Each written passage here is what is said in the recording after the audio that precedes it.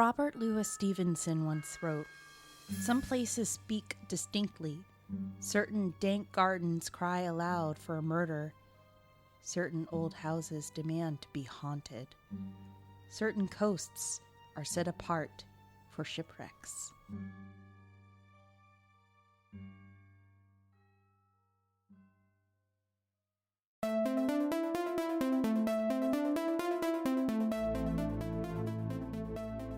Some homes come with a lot of personality, history, and stories. But what if the home you purchased came with ghosts? For Robert Koshland, that's just what happened when he purchased the historic Harris House back in 2013. The historic Harris House is located in Glendale, California, and it's a beautiful two-story Victorian Transitional home that dates back to the early 1900s. It's recently been the location of several popular horror films, including 2019's The Final Wish and other music videos and TV shows. But recently, one film crew in particular had captured a ghost photo inside one of the upstairs rooms. Others, including the owner, have also experienced paranormal activity there as well. So on today's Minisode, Hollyweird Paranormal traveled to the historic Harris House for a bizarre Los Angeles historical presentation and paranormal ghost hunt as we investigated and learned more about the creepy Harris House. Figure out what EVP we caught, and if there's a ghost dog and an old man that haunts the second floor. So let's travel to the Harris House. Everyone there is dying to meet you.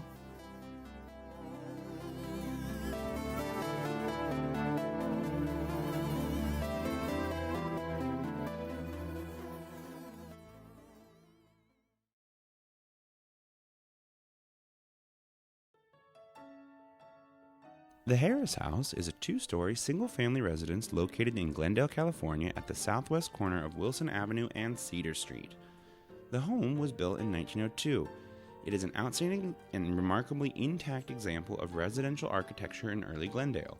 A comparison between the current structure and a photo published in a 1904 brochure produced by the Glendale Improvement Association suggests that little has changed over the past 116 years.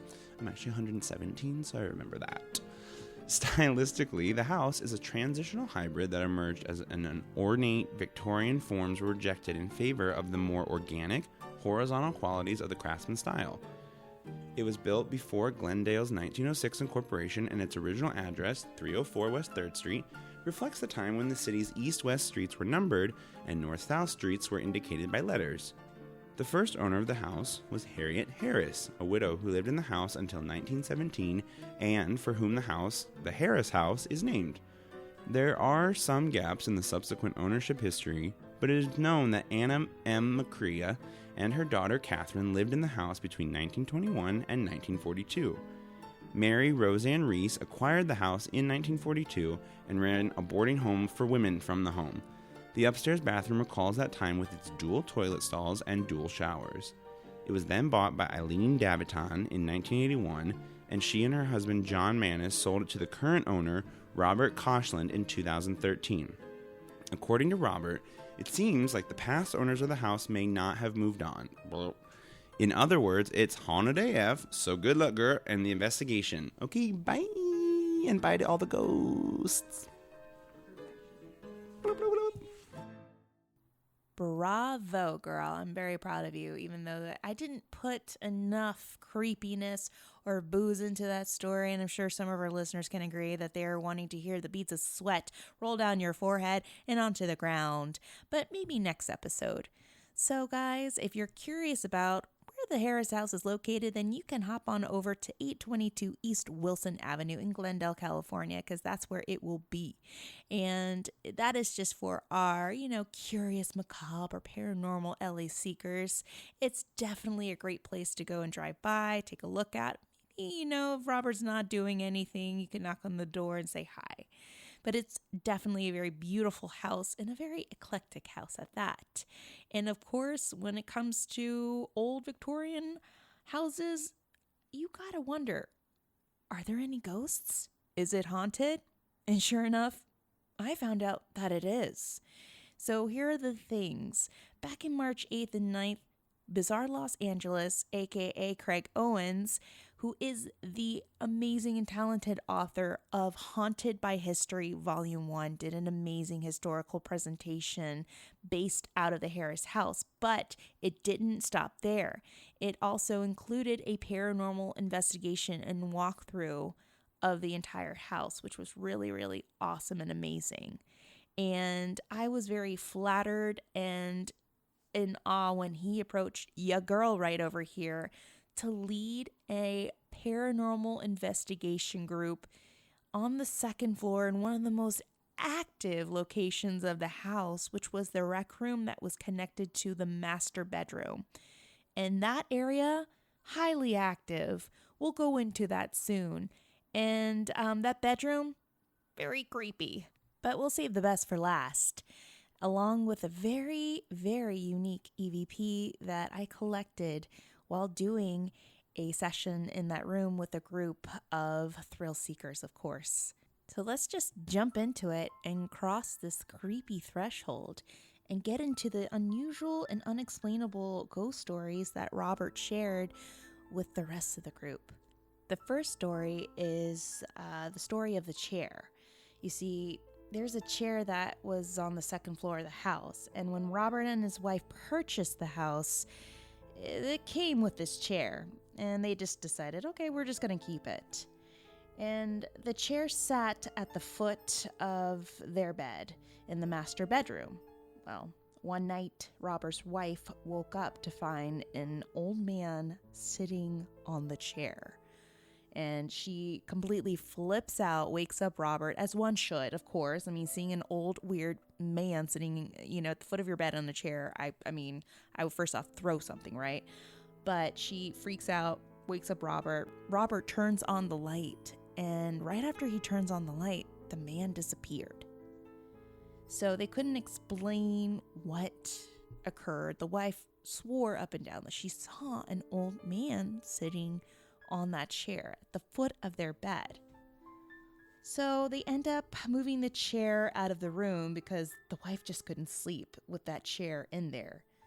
So a few months later, the couple had a friend who was a psychic come over and spend the night at their house.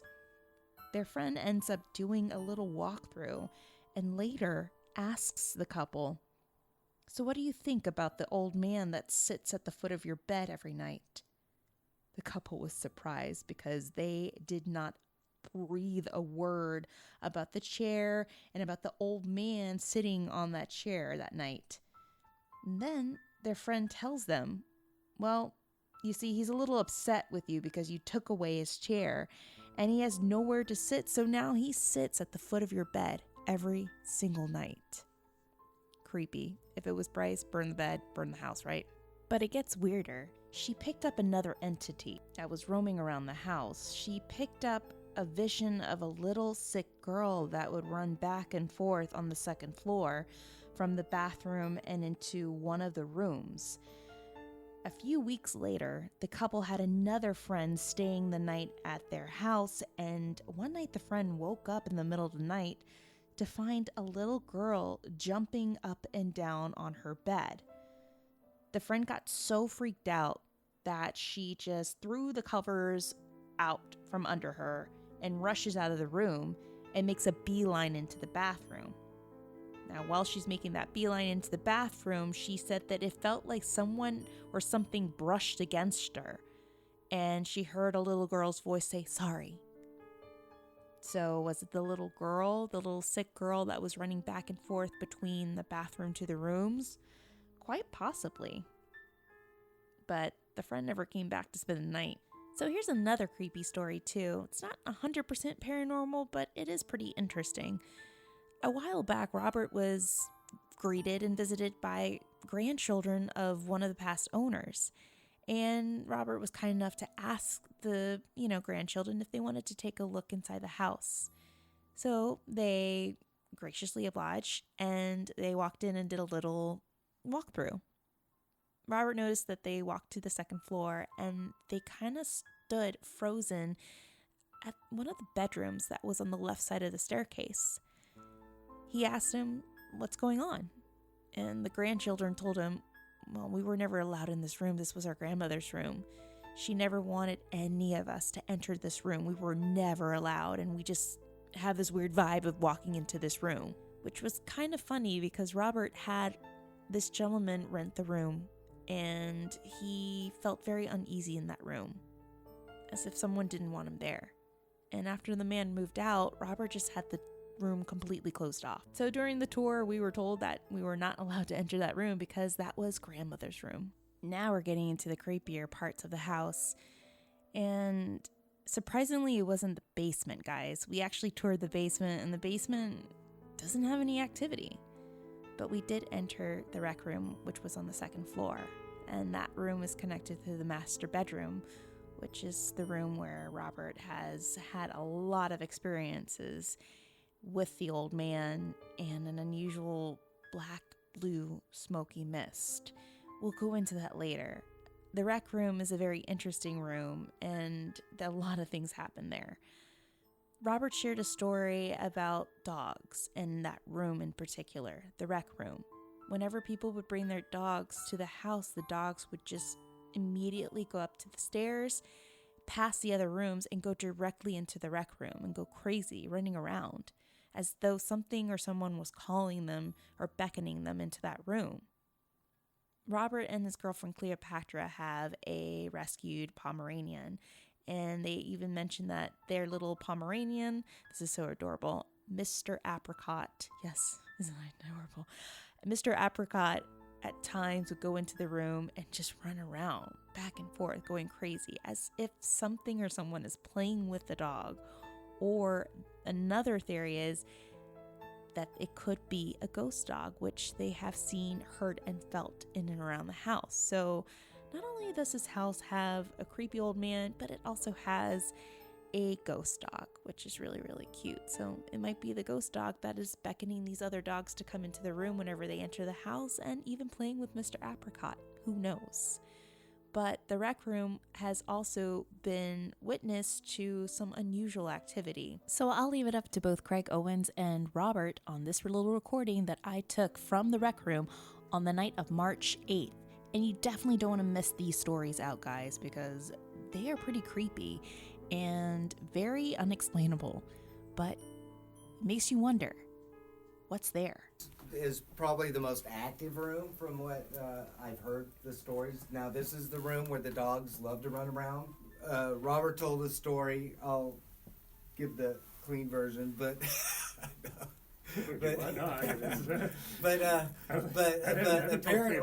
apparently he was with his wife on the sofa or whatnot, and she looks up and sees a man at the doorway. The old man staring at her, staring at the bow. The door was open or closed? The door was open. Oh my God. Yeah, so that's a bedroom right in there. Also, there's a great story I'm going to let Robert tell, but it's a poltergeist type phenomena in this room. So, all I will say to lead up to it is look at that hole cut in the floor right there with the knob. And I'll turn that one over to you. Okay, so does anyone know what that is, by the way? Pigeonhole? That's nice. I wish pigeons came out of that. Anyone know what that would be for? Yeah, talk to someone downstairs? It's a good guess. What it is a pipe, and it connects to a chimney that's actually now blocked. And back in the day, a wood-burning stove would have been connected there. So you would have had a pipe that came out and down, and we'd have a wood-burning stove in this room. There's like 4 or 5 of these in different rooms in the house that you may or may not encounter while you're here or see. And that's also why there's so many doors in the house. So back in the day, it was hard to keep the house warm, so you would just close off all the doors and heat each room individually. So anyway, so that's connected to a chimney that's blocked. There's another one directly below us in the living room. In fact, I've had DJs where we would just drop a cable all the way through. So they're all connected. So one day, and in particular, it was New Year's Day, and it was 2 or maybe 3 years ago was when the first season of Westworld came out, because we were watching Westworld. So I was watching Westworld with 2 friends. We were on that couch, and the couch was pulled up to about here, just watching on TV.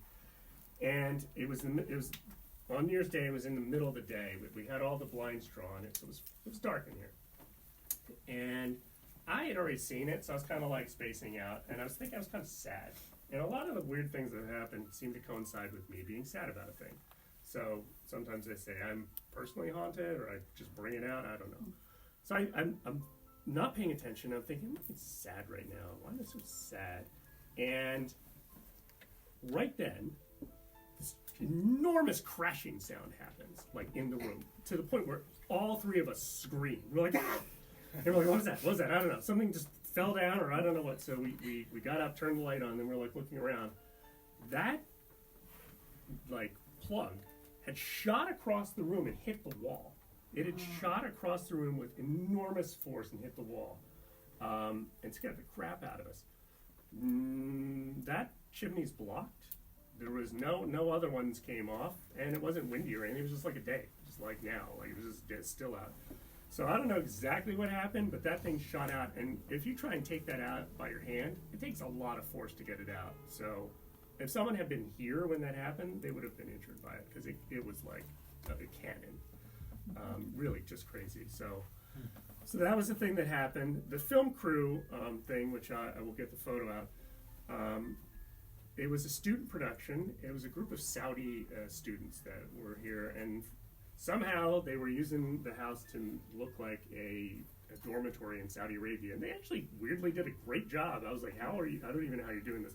The guest room, they had like hammocks, and like they really just did a thing.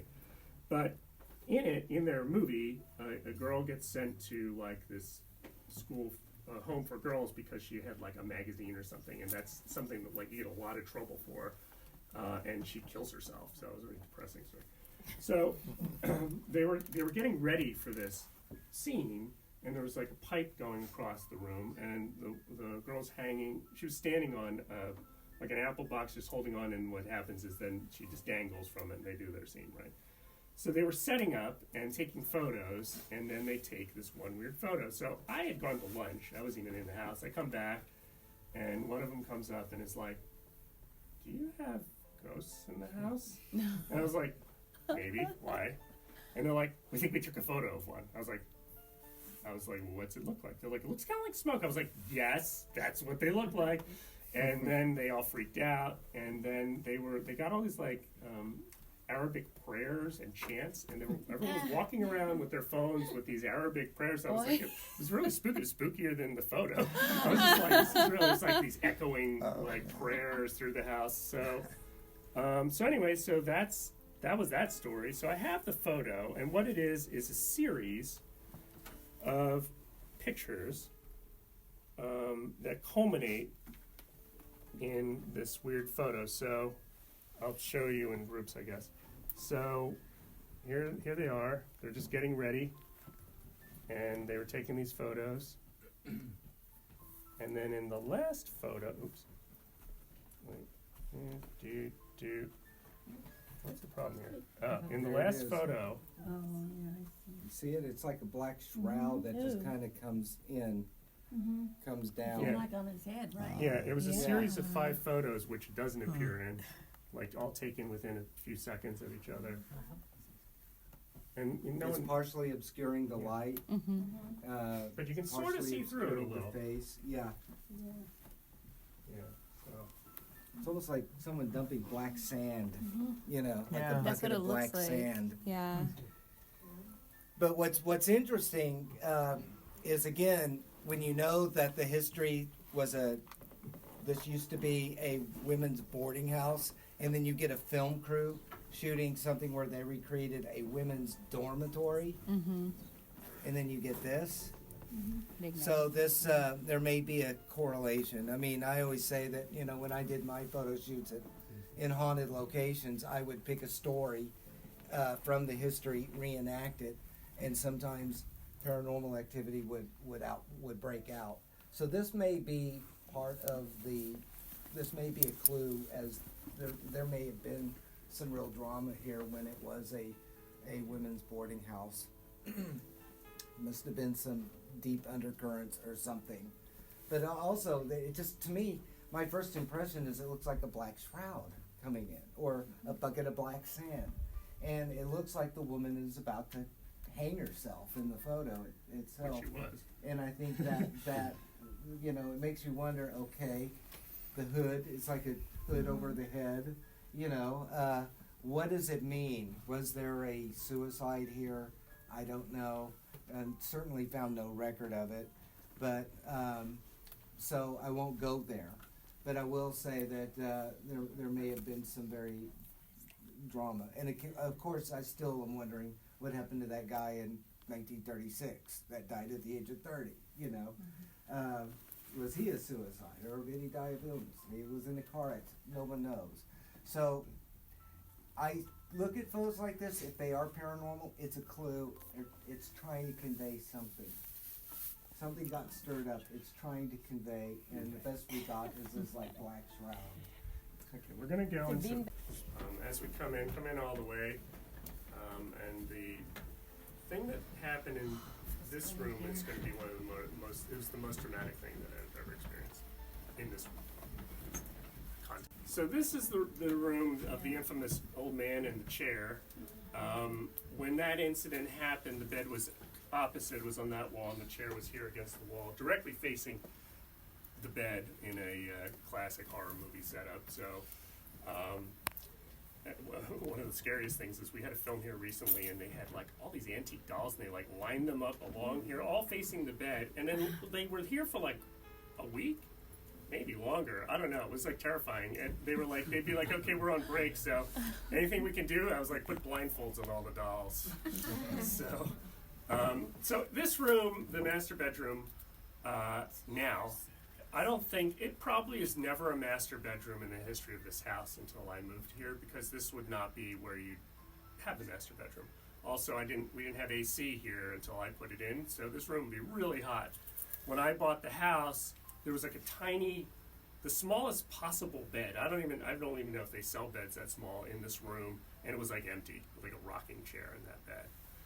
But this is where we had the old man sitting on the edge of the bed story. But the absolute most weird thing that happened here to me that I don't know, I don't have a good explanation for, happened in this room. And as I mentioned, I was previously married, and at the time we were just splitting up, and it was Thanksgiving, and the night of Thanksgiving, and we'd had a bunch of family and friends over. One friend who lived here at one point, she was like, I feel something weird's happening, I'm leaving.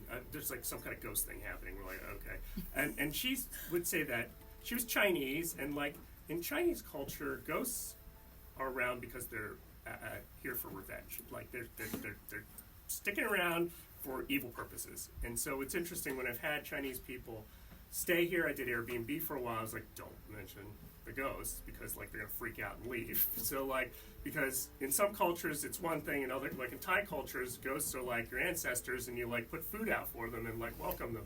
Chinese culture, the ghost is like, I'm here to take you out because you know you did something to me. So anyway, she leaves, and we're like, okay, fine. I go to bed. My ex-wife and one of our friends, Christiane, the one who had experienced the ghost girl, go into the guest room. I guess something does happen in the guest room that's related to this story, and they're going to sleep in that room. So I can't sleep. I'm in a bad way. I'm reading, I'm on Facebook, I'm on Words with Friends. I'm doing all the things that you can do in the middle of the night, and probably around 4 a.m., I run out of the things that you can do by yourself in the middle of the night on the internet. Nobody's up, no one's posting anything, there's no new news, there's just nothing. So I'm just like, I guess I should go to bed. So I turn off the light, and like immediately I see some movement in the room. And I was like, that's weird. So I'm laying in bed here, and I look towards the door area, and I see like what appears to be smoke, like a bluish smoke. The week before I had seen it also. I was in here, a friend was in that room, and I was like, there's like some kind of smoke in here, and they came in, and they're like, I don't see anything, and I was like, well, I don't see it now, but I swear I saw some smoke, and it looks like cigarette smoke, and I say blue, it's not very blue, it's like whitish, but with just a hint of blue, and it's moving, it moves as if like the wall is made of it and it's running over it. It's like a movie effect, really. So like I'm looking at it around the door, and it's just like I'm kind of like, that's weird. And I'm like I'm thinking like I just turned the light off, my eyes are doing a thing, but like it just becomes more distinctive, and I see the outline of the door, a little bit of the ceiling, and I'm just watching it. And then I kind of look over, and in that corner where that mirror is, where you guys are standing, I see two figures. And like saying these things out loud to a group of people, I'm all like, sounds crazy, but like I'm telling you what happened, because there's like a weird record of this. So I see two figures standing there. They are indistinct. I don't see faces. They just are made of this blue smoke. So I, being the way I'm like, hey, can you see me?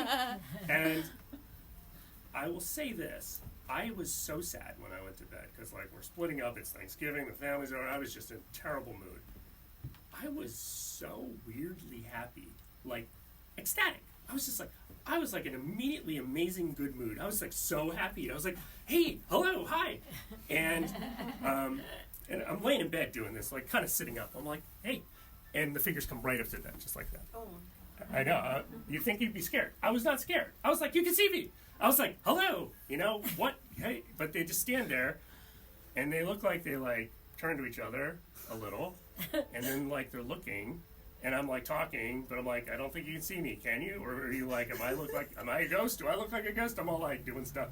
And this whole thing lasts about maybe 20 seconds, 30 seconds maybe a little longer. I don't know. Time slows down when you're seeing stuff that you've never seen before. And then, like, it all starts just fading out and going to black. So then I was like, when it kind of went black, I was terrified.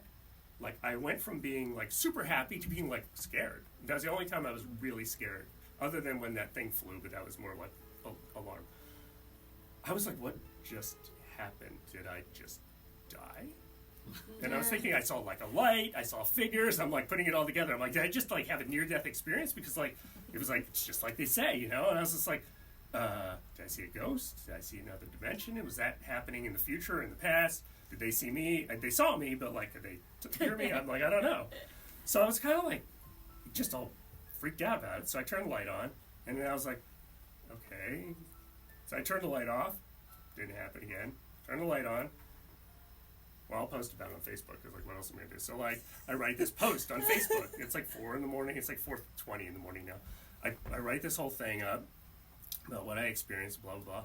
I hit post, and I'd say 5 seconds later, I get a text from my ex-wife. She's up. And she's like, oh, my God, I just woke myself up. I was having a night terror. And I was like, I was awake, but I couldn't move. I was like paralyzed. And I saw the ghosts in the room with you, and I saw blue light. And I was trying to wake myself up because I was afraid. And I was going to try and help you. And, like, she's like, I just saw that happen. And so I was like, okay, so come in. So she came in, and we talked for a while, and got in a fight about 15 minutes later, and that was that. But weirdly, she saw it in the dream as it was happening. And that's something that I forgot to mention has happened to other people in the house, where something's happening. Oh, I have another ghost story that I've got to never tell you if it is a ghost. Some of you, I mentioned the doorbell. It's terrifying. Some of you may have heard it, maybe not. I wake up in the middle of the night because the doorbell's rung. And it sounds like a 1950s elementary school recess bell. It's like, dah! It's like a fire alarm or something from, like, a movie, you know, like in the 40s. It's very terrifying. So the doorbell rang. This is my ex-wife, and she's like, I didn't hear anything. And I was like, no, doorbell rang. So I was like, well, I'm going to go check it out. So I go downstairs, and I go to the door, nothing. I look outside, nothing. I, like, turn on every light in the house, and I'm just like, what is happening here? Like, you know. Anyway, so maybe some kid rang the doorbell and go back to bed. Next morning, she was talking to my sister. My sister lives in London. She's like, oh, I just got off the phone with your sister. I was like, oh, yeah, how's she doing? She's like, good. She had a really vivid dream about you the other day. And she said that the ghosts were going to make you get up and go downstairs. And I was like, well, that's weird. Because, like, I totally got up last night because of the doorbell. She's like, doorbell did not ring. I was like, no, it did. She's like, didn't ring. I was like, Well, they got me to go downstairs. I don't know what I was supposed to do. So anyway, just like a weird thing. She has this vivid dream that You goes also for me didn't to tell go the downstairs. story about the TV coming on repeatedly. Oh yeah, well that's kind of related to hysteria. Yeah, so that actually is more recent. That happened also back in the day, but at 4 a.m. the TV would turn on in that room. About, I want to say maybe about a year. It's probably a year and 2 months, 3 months ago. 4 a.m. I wake up, TV's on in that room. Get up, turn off the TV. Walk back, the 8 feet or whatever it is. Get back in bed. I literally am back in bed. I put my head on the pillow. TV turns on again. So I was like, get up, go in, turn off, and I'm like standing there like, okay. And I walk back. I haven't even gotten in bed. I'm standing by the edge of bed. TV turns on. So I go back and I'm like, shut the fucking TV off. I was like, stop turning the TV off. And then I stand there. I'm like, okay, stop it. I get back in bed and it stayed off. So. Yeah. Anyway, so that's all stuff. That's what I know, unless I think of something else. So I think. All right. Well, I think we got the gist now. So I'd say, do you guys want to? Some of you need to take a break or something. This would be a good time. We're going to start dividing up into groups and putting various people in various rooms for about 10-15 minutes at a time. Then we're going to rotate. Everyone's going to get a chance to do a little paranormal investigation inside these 2 rooms in particularly. In fact, what we can do is kind of double up and put maybe 3 or 4 people in here, maybe about 3 or 4 people in there at a time. So that's like 8. We'll put some people downstairs as well in the parlor and the den, and we'll check to make sure that we're not hearing each other during the case. If not, then what we'll do is we'll rotate and have some people ask some questions while everyone's quiet. Then people downstairs will get a chance to ask questions while people up here are quiet, and we're just going to monitor sound. Now, while we're investigating this place, I want to put 3 people in that corner of that bedroom where the ghost dog, the German Shepherd was growling in that doorway where the paranormal. Just going to hang out, have 2-3 people parked outside just to monitor what's going on. Okay, so that's what we're going to do. Is we're all going to kind of take turns. If some of you want to volunteer and go down into the basement and do a paranormal investigation, we can do that too. Even though there's no activity down there, that doesn't mean that there isn't something down there. Be mindful of this. Just like I said, creepy, right? But it didn't stop right there. We had 3 investigation groups inside the house, and I was leading one of the groups inside the rec room. The room where the dogs go crazy, the room where they had the poltergeist activity, the room where at several occasions Robert and his then wife would see a vision of an old man standing between the doorframe that separated the master bedroom and the rec room. So let's jump into the more interesting and creepy part of the investigation. While I was leading an investigation in the rec room, we had collected a couple of unusual noises. But keep in mind, if you ever do join Bizarre Los Angeles for one of these amazing historical presentation and paranormal tours, the house is located between a couple of very noisy streets, so there was some noise pollution. And there were some knocks and bangs and noises that we debunked as being outside noise pollution, in other words. But one investigator in the room with me, who was collecting data on one of his systems that he had in his hand, mentioned that he felt that someone was tugging his shirt and heard a couple knocks in the far left corner of the room. We had another team in there with us. They were another paranormal group, and they had the more expensive equipment. So they had an Ovilus, which is a little device that you've seen on Ghost Adventures that collects EVPs, but they collect them in written form. You may have seen this on the show, where you see the written word on the device, kind of like a text message on a phone, while it also speaks these words. So some of the words that it was collecting was chain and spinning. And it was funny because I was using an old school method of communication, which was meditation and also my pendulum. So my pendulum is on a silver chain, And the stone that's connected to the pendulum is an amethyst stone. And how I like to communicate is by telling whatever energy or entity in that room with me to spin it counterclockwise for yes, and to keep it still for no.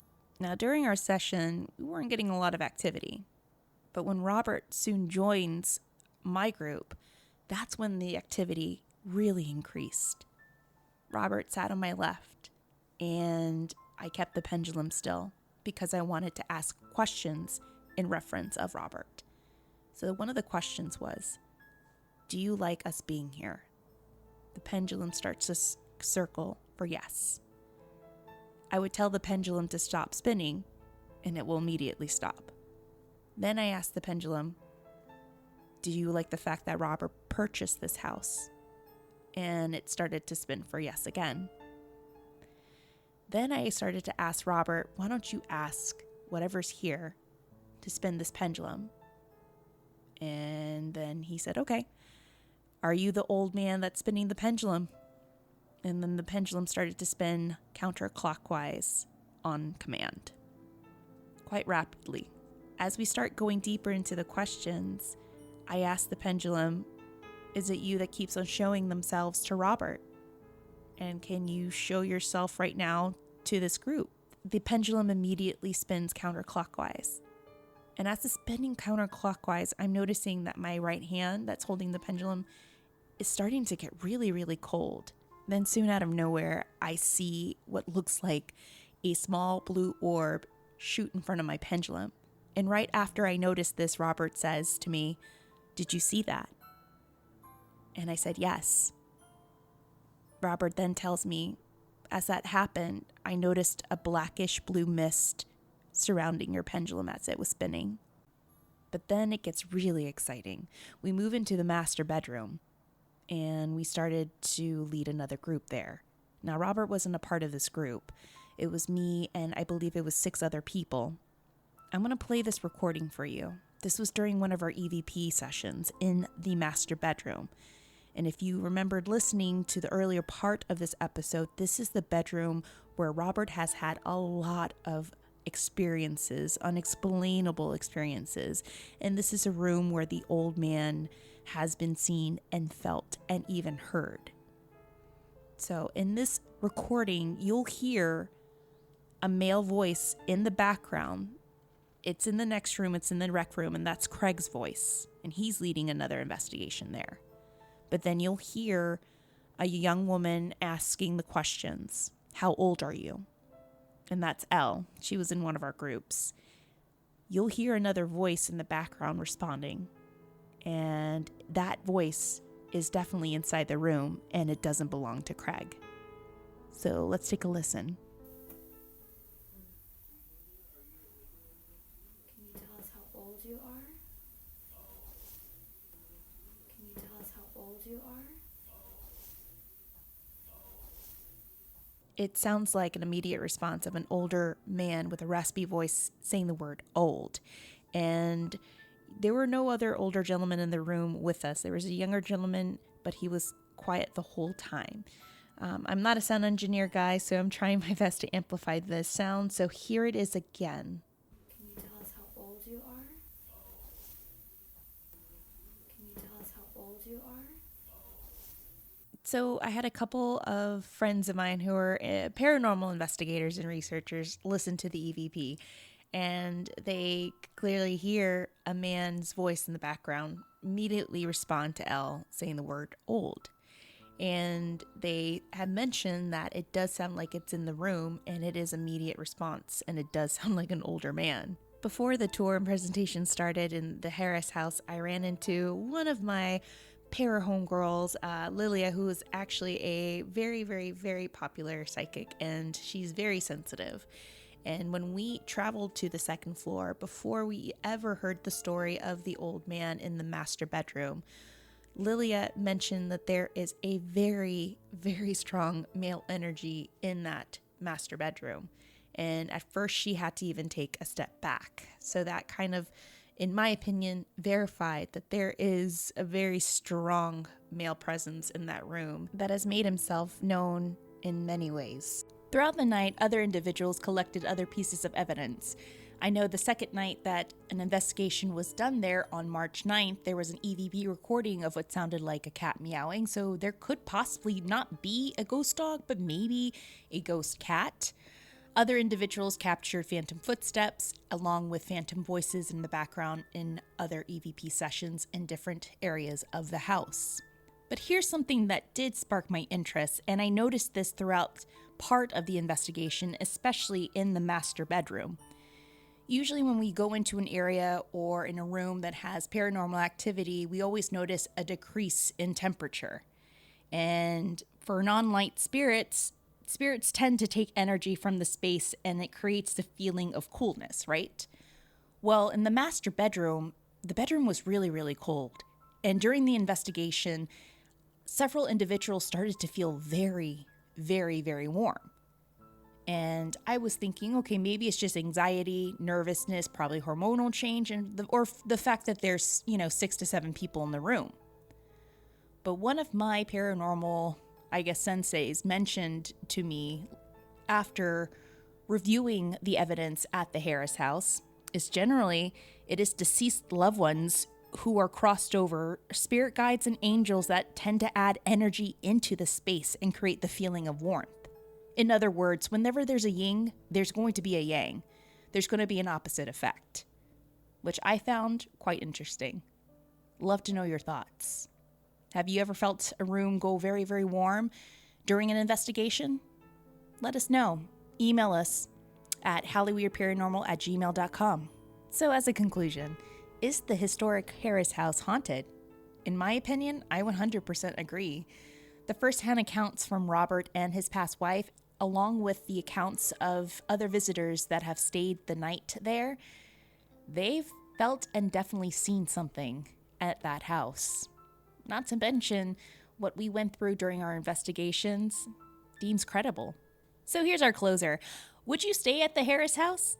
That is the biggest question. Myself, I would. And we all know what Bryce would do. Bryce would stay in a car miles and miles and miles away. All right, guys. Well, that ends our little minisode on the historical Harris house in Glendale, California. We definitely have to give a few shout outs to some amazing individuals. We want to give a shout out to Robert Koshland, Cleopatra, and their puppy, their little rescue Pomeranian, Mr. Apricot, for being amazing hosts on March 8th and March 9th. And also, we want to say a big thank you to Craig Owens, aka Bizarre Los Angeles. Craig was awesome and he gave such a wonderful historical presentation. And if you haven't read his book, Haunted by History Volume 1, then you're missing out on a lot of good stuff. If you love history and haunted history in California, then this is your book. So go check him out. Follow him on Twitter, Facebook, and Instagram at Bizarre Los Angeles. If you want to find out more information and go deep into detail about the historical Harris House, then go on their website, thehistoricharrishouse.com. If you love Hollyweird Paranormal, we'd love for you to subscribe, rate, and give a review on iTunes. It really helps us out a lot, and it helps us become a little more visible, even though we'd like to talk about the things that tend to be invisible. Can't get enough of Hollyweird Paranormal? Then stalk us on Instagram and Facebook at Hollyweird Paranormal and Twitter at HWP Podcast. Trust me, you won't regret it. Have a story that you're dying to share? No pun intended. Then email us at hollyweirdparanormal@gmail.com. Catch up with our past episodes on Blueberry, Apple Podcasts, Google Podcast, Stitcher, Google Play, Castbox, Player FM, and Spotify. All right, guys, till next time, always remember to stay Hollyweird.